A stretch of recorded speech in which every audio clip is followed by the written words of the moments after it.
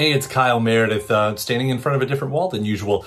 Welcome to another edition of Kyle Meredith With. It's the interview series presented by WFPK at WFPK.org, Consequence, and the Consequence Podcast Network. As usual, thank you so much for making your way here and checking out this series. You know what to do. If you like what you see, hit that subscribe button. I put out 3 new interviews every single week, so it's a great way to keep up with all of your favorite artists. And I gotta tell you, I'm so excited for this interview that you're about to watch. One of my all-time favorite artists, Depeche Mode. I've got lead man Dave Gahan on. He's got a brand new record, Dave Gahan and Soulsavers, called Imposter. Don't call it a covers record exactly, but it is full of him doing other people's songs. So we're going to be talking about that. The original intro, there was a connection issue, so it got kind of botched. So that's why the next thing you see will be Dave and then me in a different place with different clothes. Please enjoy this interview with one of my all-time favorites. It's Kyle Meredith with Dave Gahan. Hello, sir. Hello. Hi, how are you doing? Doing great, man. I have enjoyed listening to this so much and what you're doing here. It's I'll let you explain it too, because it's other people's songs, but it's not a covers record exactly. This is something different. What is the concept and when did the idea come? Well, yeah, it is other people's songs, but yeah, the real idea behind it was to make it feel like a complete body of work that was done from the same place with the same singer, me, and this great band that I now have been fortunate enough to make music with for this will be the 3rd record. But the difference being we all were in the studio together in November of 2019 at Shangri-La Studios in Malibu, and we tracked all of it live, and all the vocal performances too, as you hear them. And the idea was to create a record in that old-fashioned sense, you know, where you're listening to an album with 2 sides to it, and that it takes you on a sort of narrative, on a journey, you know, like all my favorite albums, and a lot of these particular singers that I you know, someone said to me just now that they said, did I pick the songs or did the songs pick me? And you know what? It's true. The songs did pick me. They, these performers though, and these vocalists in particular, anyone from Mark Lanagan to, you know, Elvis Presley, or Bob Dylan, you know, Cat Power, PJ Harvey, these voices, you know, have carried me through a lot of what I would call my experience in life. We talk about that a lot, the soundtrack to our lives, and kind of getting that sense from this collection right here. Yeah, I mean, look, it's the way I would say it's definitely it started to play that for me, like, and I sort of started to embrace this idea that as we were recording, I realized the sequencing was going to be really important. And then I also realized that I chose these songs because they represent not just how I have felt, but how I feel now. And how I feel about life, my life, the life around me. And the fact that it was done sort of pre-pandemic as well is interesting to me, because I don't know, it just it seems to feel right now too as well. I need to, like, when I've been singing the songs recently, because kind of getting my voice geared up, ready to get together with all the band in London to start off with, and do some rehearsals, and we're going to perform this record in its entirety, hopefully a few times, you know, and some special sort of showcases. Awesome. You talk about it, you know, the sequencing being important. Is it an actual story arc? I mean, does that play a part of it? Because I listen to it in 2 ways. I tried to listen to it in that way, like it tells the story from the beginning to end. I also sort of listen to it like if you were making a mixtape for someone, you know, sort of that idea as well. Yeah, that's interesting. maybe I was doing this for someone. Yeah. Or, you know, my own confessional, like asking for my own redemption or forgiveness. And to, you know, to also find a place in life as usual, for me is often through songs and music or films cinematically, you know, and visually. I really am much more, I guess, aware of who I am and what it is I'm trying to be, and my place in that whole scheme of things. And this record did start to, so the sequencing, I started to formulate that, to be honest, within the first sort of 3 or 4 songs that we actually recorded. But I already had a list that was down to about 15 songs, which we ended up recording. But then I was getting that list down to 12 because I wanted it to feel like it was a record with 2 sides. And once I really knew that Dark End of the Street was going to start the record, it was like, how's this movie going to end? And, you know, and always on my mind was the perfect ending to it. Was, to me, it was like sort of a happy Hollywood ending. You know, as the credits roll. And I think as well, for me, it was such fun making this record. I mean, I know when you listen to the record and when I'm singing through the songs, you know, there's definitely some dark points, but you know, that's such is life, you know. But for me, also there is so much joy and in the performances, and the fact that we did them together live, it kind of makes it even more truthful to me.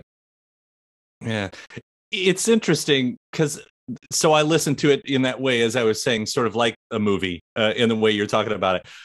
I guess maybe it's because, you know, the state of the world. I came at it a bit more cynically, I think, because you recorded one of my all-time favorite Bob Dylan tunes. I'll start there with Not Dark Yet. When I coupled that with Always on My Mind, what I wrote down was, I don't imagine the narrator decided to stick around. Like, that Always on My Mind was this tragic, like this beautiful, heartbreaking tragedy. You know, it was so pretty, but like we've seen that Hollywood movie too. That's the one that's the ending I came to, especially coming from that Dylan song. Why did you pick that one?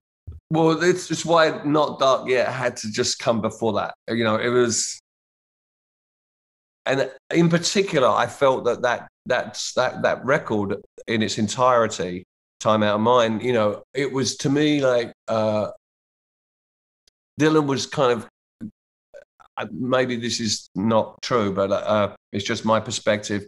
But it was like, hey, I'm still fucking here, okay? You know, like, and I'm good at this. You know, I'm really good at this. And you know, once again, we had an album where, you know, you were like, well, that's the new bar. That's the new bar of a great record. You know. So, you know, and also lyrically, it just falls perfectly into where I feel I am now. And I think you could only have sang that, and I could only have sang that song having 40 years behind me of work. Yeah, it takes some balls, but like, you know, you do it right. And apparently the song has had the seal of approval from Dylan's camp. So, like, wow. You know, that was quite the honor, I got to be honest. And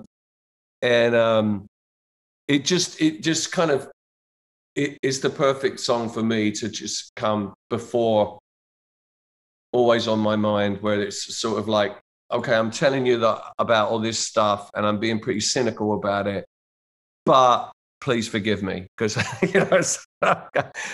So it was like that. That's the way it sort of plays out for me. It's the storm before the calm, the opposite way around in a way. Right. That's but it's, by the way, just a side note, his 2 albums with Lanois, like, just masterpieces, but that one and Oh Mercy. Well, Like, Glenn was a genius in himself. I mean, just his sonically, and this is real key, I think, to making a great record, or what I would interpret as a great record. It's about the sound. It's about the sonic, where it takes you sonically. It's where does, you know, the holes, the silence in between that sonic cacophony. You know, that's where that's why Held My Baby last night is where it is. That's why the Dylan song is where it is. And why Neil Young is placed carefully in there as well. But, you know, alongside PJ Harvey and you know, Lanagan, you know, I couldn't have done this record without a Lanagan song there. It's tucked nicely between, you know, Dark End of the Street and Lilac White. You know, his voice is the dark end of the street. His voice I mean, he only has to sing one phrase and he's already telling you. I mean, it's like, you know, he's dragging you through a bag of nails. Speaking of voices, and you brought up Held My Baby last night. Is that you? Is that your Elvis voice that I'm hearing? Oh, that's definitely the voice of the imposter. Yeah. Yeah. So, okay, talk more about that. Then the imposter itself is a character. Well, I believe that I believed it was, but quite honestly, making this record made me realize that it's probably the closest I've come to really showing you who I am. Well, that's interesting. Some psychological thing going on right there. Always, you know, always trying to figure some shit out. If only that could end, that would be nice. So but you know, I get that a lot more these days. I get these moments a lot more where I just feel like I'm having a good time right now. Yeah.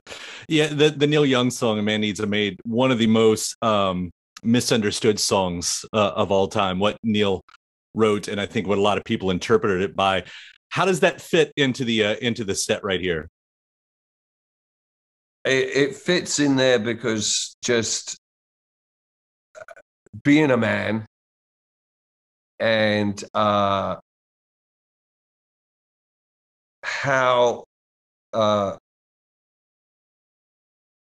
got to be careful with this, but you know, being a man in my life, having a family, being married, and trying to show up for that responsibility, how far short I often fall. And but I'm still trying, and you know, and I just feel that that's what the song is for me. It's just this confessional of being a man, but really not knowing, but still being just a child, a boy inside that, and not knowing what the fuck I'm doing, you know, and I need help. And that's where I feel it is. It's like that line for me is more, you know, it takes an army, it takes a village, as they say, you know, and, you know, I'm okay with that. I need help, and I'm lucky that I get that a lot. Yeah.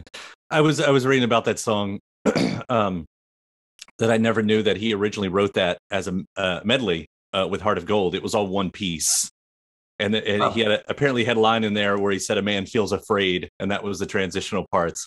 It sort of rewrote it a little bit in my head as I was, you know. It's funny when that happens. I mean, I'm not claiming to know what was in Neil Young's head at that time, but sometimes as well, when you have a phrase like that, which you just said, maybe someone in the room heard him say, "Man needs a maid," but his man is afraid. and sometimes when you hear it back, it's like there's a few lines on Imposter where I hear it back and it sounds like something else. That often happens. It's one of those things that happen in that sonic, and maybe that was the point where it was like, wait, no, yeah, that's the hook. Man needs a maid. You know, that when that happens for me, it's a kind of magical moment. You get that one phrase in a song or one line, and you're like, okay, now I've got to build everything around that. And maybe it was like one giant piece. I mean, the whole album is a great album, and yeah, I wanted to get more vulnerable with it as well. I just wanted it to feel a little bit strange and very sort of simple. Hence just the piano and yeah. Yeah. I curious, and maybe this is a dead end question here, but it's like, as we're talking about, especially what you were going for in A Man Needs a Maid, what that song is about, and then looking at, you've covered Cat Power and you've covered PJ Harvey here. Do you find that there's a difference when it comes to singing from what they originally had, female perspective, in those senses? Yeah, I think there probably is. I had to twist. I did take some liberties with the Desperate Kingdom of Love. I changed girl to boy, and I also in Metal Heart I sing at the end. If you listen carefully, you can hear. I know what I said, but I started singing. It's not me; it's the woman by my side. And that's the kind of cliche thing, isn't it? The behind every whatever man, there's this really this is the powerful woman that you can't do things without. That to me is very true. So I felt that empowerment. And I definitely feel that, from. We also did a version, actually didn't make the record, but we did a version of Manhattan that was really stripped back. Hopefully at some point you get to hear that, but it was a Cat Power song, which was really a beautiful song. I really like that song, and the power of, to me, like this, the power of the city over making you feel so small and so alone. You feel that in songs. Songs can carry you sometimes, like out of that loneliness or out of that feeling of that it's just you, because of course it's not. I mean, it's what I do love about Manhattan. Certainly not a year ago when it just seemed like it was a ghost town, but like that was scary to walk around the streets, and it just felt really weird. But this power of the city being much larger than me, as always, as something I really love about it. It's like I need that. I need to. It's like where I am right now out on Montauk. I can walk down to the ocean, and I know immediately that I'm nothing. I'm just this little thing. But like it's this. I need, and I feel that from music. I felt that from a lot of these songs. I felt this feeling of belonging and being part of, and really feeling good about that. I'm sort of yearning for that still now, and I probably always will be. But when I really feel it, and it feels good, and feels like I'm where I'm supposed to be, like when we made this record, life is really fucking good. Well, I know that there is a lot of magic in these songs. I mean, for me, there are songs that I would never even learn to play just on strumming guitar, because I felt like I would get too involved in the song and I would lose the magic. And you just don't do it. You just don't think right. about it. Yeah, you just don't think about it. Like that's the trouble with a lot of singing and guitar playing, and what it's too much thought. The more music I make, and I don't know, the older I get or whatever, it becomes less about controlling the narrative. It is there already, and you know what? You could just get into it, and it doesn't matter if you make a few fucking clangers. It doesn't matter. Just have fun with it. In this last year, I gotta say, I spent more time playing electric guitar in my little amp along to records like Exile on Main Street. And there were moments when, I'm telling you, I was in the Stones. I love that. Dave, I love what you're doing here. There is still magic, was what I'm getting to in all of these songs. I mean, Lilac Wine and all of them that we get to talk about. Dude, congratulations on this, because it's so beautiful what you're doing. Oh, man, thanks. I appreciate that. Thanks, Kyle. And thanks so much for taking the time to talk about this. It's been a lot of fun. Great. Thank you, man.